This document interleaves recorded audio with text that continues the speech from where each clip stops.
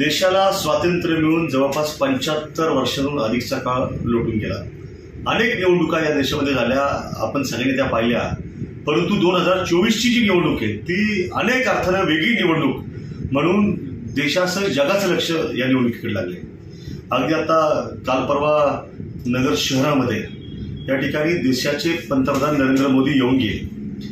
ते येणार म्हटल्यानंतर दक्षिणवासियांना त्यांच्याकडनं अपेक्षा होत्या की ते लोकहिताचं जनहिताचं काहीतरी बोलतील, त्या ठिकाणी विकासाच्या बाबतीमध्ये काहीतरी बोलतील। मात्र त्यांनी केलेली वक्तव्य जी आहेत त्या वक्तव्यांमुळे तरुणाई असेल, महिला असतील, व्यापारी, उद्योजक, कामगार, सर्वधर्मीय, सर्व समाज घटक सगळ्यांचा मोठा भ्रमनिरास त्या ठिकाणी माननीय पंतप्रधानांनी केलेला आहे। मी तुम्हाला काही त्यांच्या वक्तव्यांकडे घेऊन जाऊ इच्छितो। पंतप्रधान अनेक ठिकाणी भाषण करताना बेताल वक्तव्य करतात। ते काय म्हणाले की जर उद्या इंडिया आघाडीचं सरकार आलं तर महिलांच्या गळ्यातलं मंगळसूत्र त्या ठिकाणी हे काढून घेतील। जर त्या ठिकाणी काँग्रेसचं सरकार आलं, इंडिया आघाडीचं सरकार आलं, तुमच्याकडे 2 म्हशी असतील तर त्यातली 1 म्हैस ते घेऊन जातील। ज्येष्ठ नेते देशाचे शरद पवार यांना त्यांनी भटकती आत्मा असं संबोधलं। ही जी वक्तव्य ही पंतप्रधान पदावरती असणाऱ्या व्यक्तीला शोभणारी वक्तव्य नाहीत।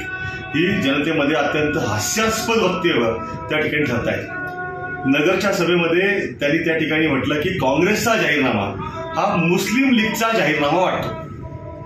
मला मोदी साहेबांना सांगायचं आहे की तुम्ही टीका करताय, टीका करणं हे लोकशाहीचं एक त्या ठिकाणी अंगच आहे, आम्हाला मान्य आहे।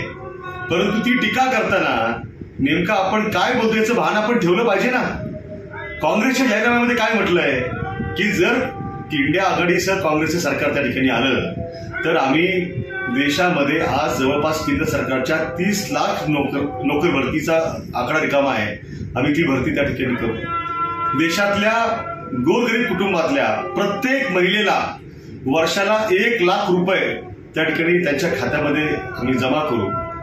जी मुलं डिप्लोमा झालेली आहेत आणि ग्रॅज्युएट आहेत, 25 वर्षाच्या आतमधली आहेत, अशांना त्या ठिकाणी अप्रेंटिसशिपसाठी आम्ही त्या ठिकाणी संधी उपलब्ध करून देऊ, त्यात त्यांना स्टायपेंड आम्ही मिळवून देऊ। 40 वर्षाच्या आतमधले जे तरुण आहेत, जे उद्योग काहीतरी स्वतःचा करू इच्छितात, त्यांना त्या ठिकाणी उद्योजक होण्यासाठी, स्वतःचा व्यापार करण्यासाठी, स्वतःच्या रोजीरोटीसाठी आम्ही मोठं अर्थसहाय्य, अर्थपुरवठा त्या ठिकाणी करू।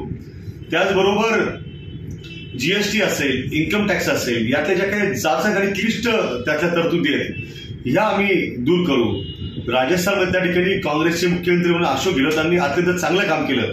त्या धर्तीवरती आरोग्याच्या बाबतीमध्ये देशातल्या प्रत्येक नागरिकाला 25 लाख रुपयांपर्यंतचा विमा जो आहे तो त्या ठिकाणी आम्ही मोफत करून देऊ, हे सगळं त्यात म्हटलं होतं।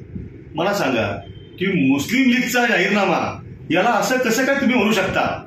म्हणजे आताशी काहीच उरलं नाही तर नुसतं हिंदू मुस्लिम करायचं आणि तमाम हिंदूवासियांची दिशाभूल करायची, हा जो काही प्रकार सुरू आहे तो अत्यंत वाईट आहे।